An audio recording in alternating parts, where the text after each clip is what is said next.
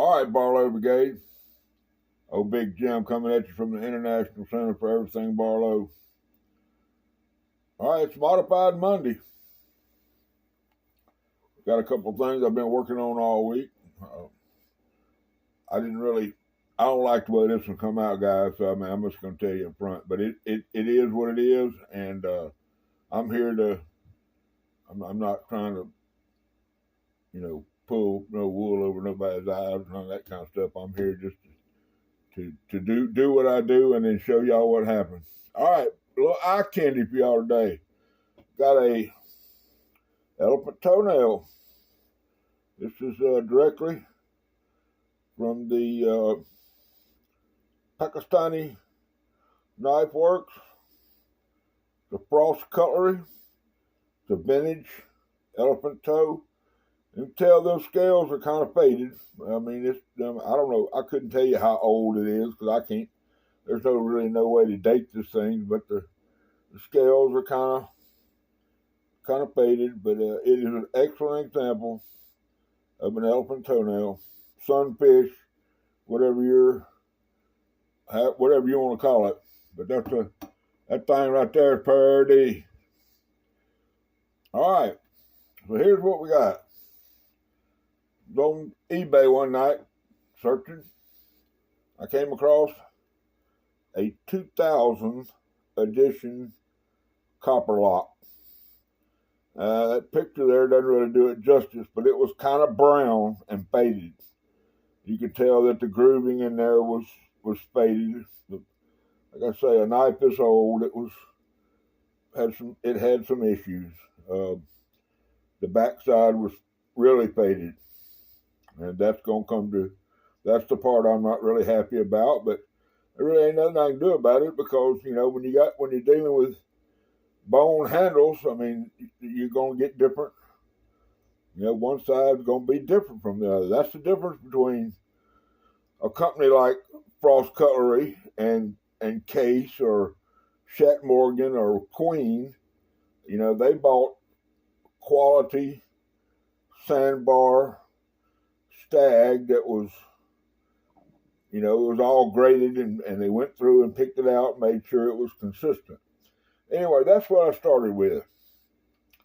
So the first thing I did was I took an insulin syringe and filled it full of black dye. And I went in and I colored all the jigging on the inside. Anyway, here's what we ended up with. Now this side right here, though, I'm glad it's called the show side, but cause it does. Well, that thing is shit, man. That thing's pretty. I don't know, pretty as a brand new puppy. I mean, Lord have mercy. And it's not, what I like about it, it's got this 2000 Millennial Shield on it, which pretty awesome, I think. And then the backside, it's still faded, but at least I got it red. It's not as red as the other side, not as dark. And that's the reason I almost didn't even show this, because I wanted it to be consistent. But then again, this may be, bone from a pig's leg, and then over here you got a piece of bone that came from a cow's rib bone. I mean, you just don't know. I mean, they're over there cutting this bone up, throwing it in a bucket, and it all gets mixed up. You don't know what you got. But it turned out good. Now, you couldn't really tell on those first pictures, but this thing has a crack that starts right here in the jigging and goes through that pin and goes all the way down to the bolster. Now, I went in there and lightly jigged that. Shout out to Brother Aaron. He's the one got me using my Dremel tool on these things.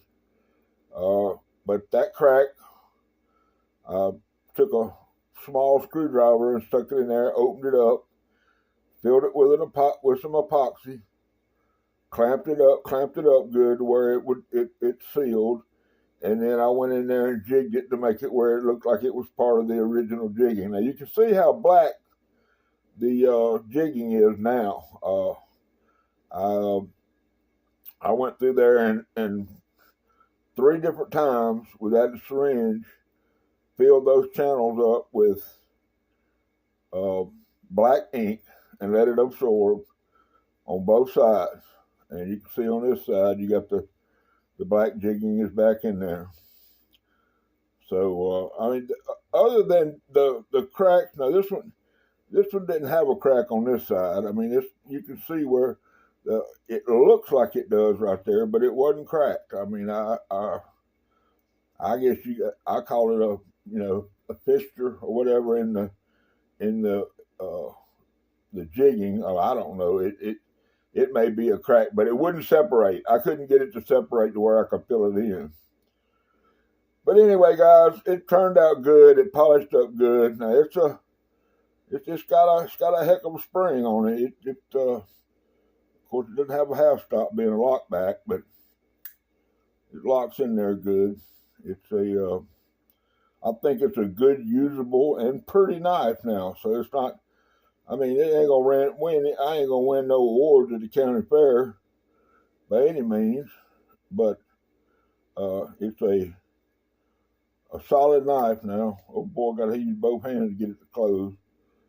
But it's a solid mollified Monday. I'm proud of it. I wish this side would have turned out better, but at least I got it red. It's not as red as the other side. The other side, that's a beautiful dark red right there. Just I don't know what else I could have done. I mean, I sanded all the varnish or whatever it is they put on there, seal it to make it where it would the dye would take. Of course, now that it's cleaned up, it's a fingernail magnet, but a fingerprint magnet. But that braid pristine, sharp, man. One thing the Pakistanis, they never worried about keeping them getting their blade sharp. Of course, being 440, probably 440A. I mean, it'll hold the edge, but it may not hold it very long. Anyway, that's what I got for y'all on Modified Monday. Y'all hang in there. I'm gonna continue to mess with stuff because that's just what I do, man. I like to take these old knives that I have and try to turn them into something pretty. Share them with y'all. Okay.